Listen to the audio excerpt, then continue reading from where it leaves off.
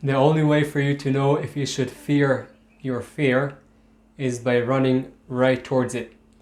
So if you don't run towards your fears, you're actually missing out on life. You're not going to live life, you're going to exist through life.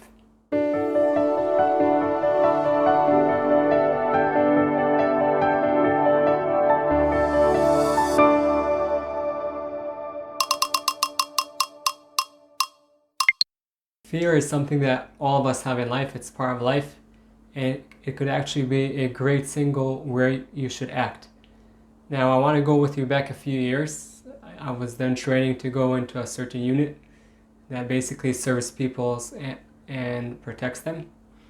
Now, when I was training, I have to tell you, I was in really bad shape, and I was in such a big fear of how am I going to survive these few days. So, in order to get into this unit, you go through a few days that they basically try to break you into pieces, and also mentally and also physically. And I was in such deep fear of how am I going to do it? Is this really for me? Maybe it's not. And the only thing that went in my head is why I'm not the right person, because I'm afraid. So if I'm afraid, maybe I should stop and I shouldn't give it a shot. After all, it's 3 days, and there are some people that became paralyzed from those few days. And if the fear is telling me not to do it, maybe that's our inner voice telling us to stop. So the opposite. Fear a lot of times is your inner voice that is telling you this is where you should step outside of your comfort zone and check it out. I'll give you an example with me. So when I got into the military, those few days were like this dream I had in my head. I'm like, oh my God, these few days are going to be like hell. And they were like 2 weeks until you get to those few days. I remember like every day was like, oh my God, is this really for me? And then we got to those few days, and my fear was like all the way up. I was, oh my God, this is really not for me. And then we started. So I remember the fear was always with me, and I'm like, well, okay, I passed this challenge, but maybe the next, and maybe the next won't work. And I was always in fear. And I remember one of the days after we got beaten up a little bit, it's part of that practice, there was this huge hill of sand, like really big hill of only sand.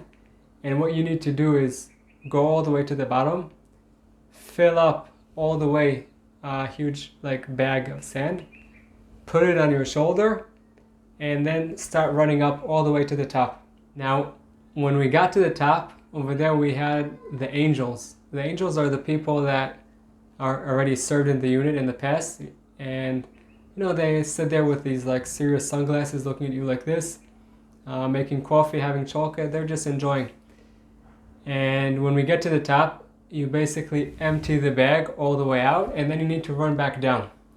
I was looking at that. That was after 2 days, and I was out. Like, I was in no good shape, and I thought I'm out. Especially when I saw over there, these few guys are really like bumped up, like really big. I guess they go to the gym every day, and after that have some protein shakes and some more egg and meat, whatever.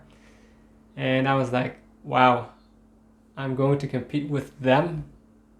Like maybe, it's not for me. I was like afraid I'll embarrass myself. Maybe it's good just to quit. And then I told myself, yeah, there's a reason you're here, and it's my internal reason, and just keep on pushing forward. So I said, okay, I'm afraid, but I'll give it a chance anyways. It's either that or quit. And I remember these huge guys, each muscle bigger than the other. After, the first 2 times they were faster, and then they fell, and they were too tired. So I said, okay, I'm also tired, but I'll just keep on running up and down. So pushing into that fear helped me get the other side a lot stronger. Also, the fact I saw I can do it, also it brings me to a place of being stronger mentally, and we spoke about that in one of the videos in deep. So pushing into that fear brought me a lot further. I remember later on in the training when we finished those few days, so I remember everyone's like sitting around and waiting to hear who got accepted, who didn't, into the new unit. And then they called out my name. And like, I was really excited, like looking forward. I was so happy. And then I thought to myself, if I would have listened to that fear that tried to hold me back and told me, no, maybe it's not for you, maybe you should do something else, I wouldn't have gotten into that unit. And it doesn't stop there. It's not that when you conquered one fear, it disappears. More fears will come up, and you'll need to challenge them also and to check them out. Now, every time this fear came across me during the whole training, every time I said, okay, I'll take one small step and step into that fear. By the way, there were times I was fear. There were times I had fear and I didn't take that small step. And I regret it a lot of times. But many times through that training, I said, okay, I'm afraid to do it. Let's try. Let's give it a shot. Who knows what's waiting at the other side? There's a week, it's similar to Hell Week. It's a week you do not want to wake up in the morning. They beat the crap out of you. And that's, of course, part of training, yeah? And they really beat the crap out of you, and you think like every minute is like it's your last day. You bleed from your hands, from your legs. All of the purpose in that is to make you stronger mentally so you could serve and do your job in the best way to protect people. But I remember getting to that week, if we're talking about fear, I'm telling you, I'm now smiling and laughing, but over there, I went to sleep and I didn't want to wake up. I told God, listen, I had enough today. I'm out. I was so afraid of, I want to say the next morning, but I didn't know if there'll be a next morning. Maybe a minute after I fall asleep, the instructor comes in and starts everything from the beginning and, starts beating the crap out of us and crawling in the thorns and doing a lot of other things. So I was really in like huge fear. I'm telling you, I told God, just relieve me from all this. I want to do nothing with it. Maybe I should quit. And that's it. I was in really big fear. And then there were two things that really hold me in there. I remember crawling over there on the thorns, and all of the hands are bleeding. And I told myself, if now I'm going to think about this whole week, what's going to be in 4 or 5 days, I'll probably already quit right now. But if I'll focus only on the next task that the instructor will give us, I'll be fine, It's only that next one. Only that small step over there. That's number one. And number two, which is way more important, I always remind myself, why am I here? Why am I doing this task? Why am I taking this action? So every time I had that fear, and sometimes that fear hold me back, not only in training, it could be also be in relationship with yourself, with your spouse, with your girlfriend, boyfriend. You have that fear of a conversation, of something important, or something that might make them upset or make them happy. It could hold us back for hours, years, days, whatever you want. Sometimes I realize I just need to take that small step, and like I said, even more important, remind myself, why am I doing what I'm doing? Now, I'm sure some of you are telling yourself right now, I have so many fears.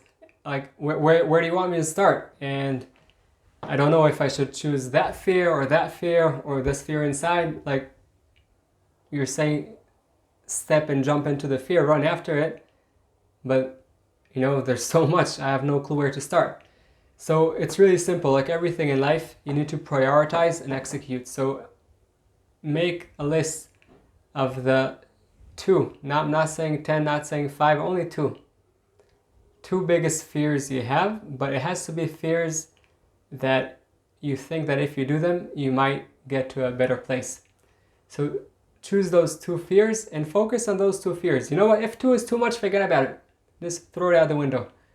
One fear that you should do, or you're not sure, but you do know that it could take you to a total different place. Dive into that fear. And then see what happens. There are other people that did whatever you want to do already. You could learn from them. But just do that one fear. One. After you do that, don't worry. We'll take care about the rest. Now, if you're telling me, Yair, after all, maybe it's dangerous. Maybe I shouldn't, run after that fear. It might damage me. It might hurt me. Well, let me tell you something. As long as you're not trying, and again, I was there. I was the exact same place. As long as you are not trying, you're damaging yourself. Make believe you see now a huge cliff, and you're afraid to go towards there. Someone told you that if at the end of the cliff there's a path that walks down the mountain, and it's beautiful. You know, it's a beautiful, beautiful path. You love it, and you don't want to go there because there's a cliff. You're afraid. So run towards the cliff. I didn't say jump off if there's no water or if it's really high. Run towards the cliff.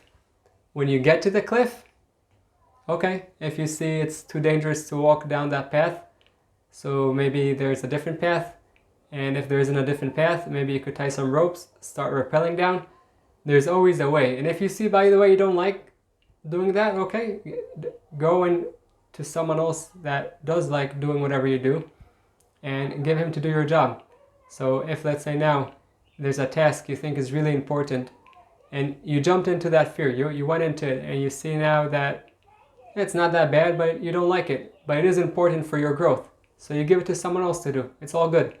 But without moving, without checking it out, of course, carefully, you'll be existing through life. You won't live life. The only way to live life is by taking action and diving into that fear. Again, prioritize what is the fear that is most important for you to start with. So please choose one fear that you think that if you'll dive into it, run towards it, it would push you forward.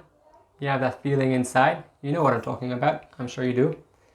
And when you do choose that one fear, one small step that would take you in there. You know, don't start thinking how everything's going to work afterwards. Just that one step, and then something will come up. Just take that one step, just a little bit out of your comfort zone, go into that fear, dive inside, and then something will reveal. You might want to keep on and even dive deeper. You might want to take a small detour, all good. So like we said, choose only one. Don't take 200. You know, if you want, you can also choose 2. But choose one. Let's start with one. One fear that you know that if you dive in there, it would take you to a place you want to get to. Now, you know that inside. I don't need to tell you that. But just choose that one fear. Now then, if it's really, really, really scary, remember why. That's number one. Why is the reason you're doing what you're doing? Why is the reason you're going out of your comfort zone? It might be to prove to yourself something. It might be to help someone else. There are many different reasons. So why are you doing it? Number 2, just start with a small step and the next will reveal after that. And as we spoke in a different video, you could always learn from someone that got there. And that's amazing. And it's a really important tool to learn from someone that is already where you want to get. But the number 1 tool is when you're really, really afraid. Why do you want to do what you're doing? Why do you want to do what you're feeling right now? And then just dive in. So choose that one thing. Below there's a video about mental toughness. It can also help you dive into your fear. Actually, it's a great tool. And I wish you the best with that task. I hope you enjoyed the video and got some tools to overcome your challenges and light your path. If you haven't yet, please smash that thumbs up and subscribe to the channel. And don't forget, the most amazing things in life are the ones you take for granted.